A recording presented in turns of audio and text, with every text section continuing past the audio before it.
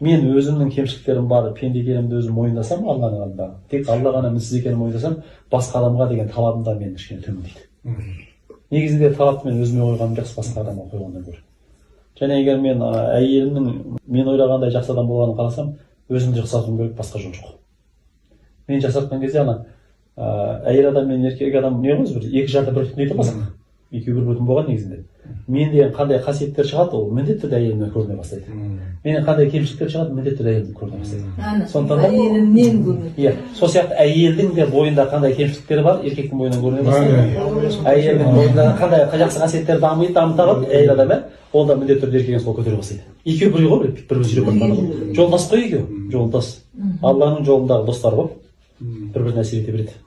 Және бір-біріне ең қатты әсер ететін адамдар да солар. Ең бір-бірін анық білетін адамдар да солар.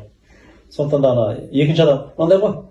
Неге аналар түзелмейді, неге анау бүйтпейді, неге мынау сөйтпейді, неге өкімет бүйтпейді деп мысалға, неге заман мындай емес дейді.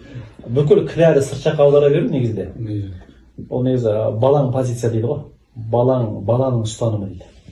Немесе қаттырақ айтса, өзін құрбан санайтын, өзін бишара санайтын, орысша айтқан кезде өзін жертва санайтын адам ұстанымы дейді. Неге аналар бүйтпейді, неге мыналар сөйтпейді, неге менің әйелім бүйтпейді, неге менің күйеуім? Сен өзің толтыр дейді. Өзін дұрыстау. Ересек адамның, саналы адамның несі, жаңағы ұстанымы, оның былайша стрелкасы өзіне бұрып тұрады екен. Мен не істедім, мен не істей аламын. Мен мысалы отбасымыз жақсы болу үшін, әйелім, бала шағам жақсы болу үшін, мен не істедім, және мен тағы не істей аламын деген сұрақты өзіне бір сұрақ, сонда адам тез даму болады екен. Сырттан күткен адам ол жерде онша бір даму болмайды. Күйеуінен күтіп жүрсе әйел адам, ол жерде даму ол неғайып егер әйел өзі шыққандай күш салмайды. Сол сияқты бізде әйелімізден бір нәрсе күтерін болса, бірақ өзімізден шыққандай даму өзгеріс болмаса, ол жерде нәтиже болады.